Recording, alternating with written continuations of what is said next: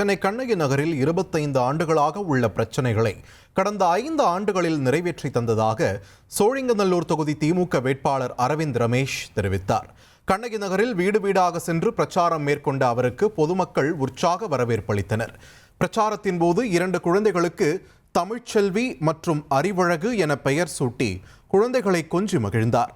தொடர்ந்து பேசிய அவர், கண்ணகி நகரில் கடந்த 5 ஆண்டுகளில் சாலை, வடிகால், விளையாட்டு மைதானம், மின்மயானம், குடிநீர் வசதி, நவீன நூலகம், பள்ளி கட்டடம், சமூக நலக்கூடம், மாற்றுத்திறனாளிகளுக்கான சேவை மையம் உள்ளிட்ட எண்ணற்ற திட்டங்கள் செய்து முடிக்கப்பட்டுள்ளதாகவும் இதனால் கண்ணகி நகர் அசுர வளர்ச்சி கண்டுள்ளதாகவும் தெரிவித்தார்.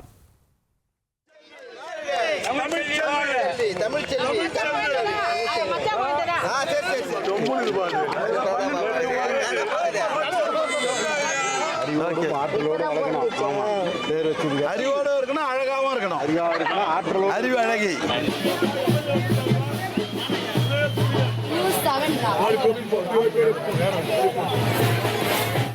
ஒரு கோடியே 27 லட்சம் மனங்களை வென்ற தந்தி டிவி யூடியூப் சேனல். தவிர்க்க முடியாத தம்ப்நெயில்ஸ், கலக்கலான கான்டென்ட்ஸ். நீங்களும் இந்த குடும்பத்தில் இணைய இப்பவே சப்ஸ்கிரைப் பண்ணுங்க. அசுரபலம் கொண்ட எங்கள் டிஜிட்டல் கரங்களில் உங்கள் விளம்பரங்களை சேர்க்க வாட்ஸ்அப் பண்ணுங்க. 893988883778. Email advtthanditv@dttv.in.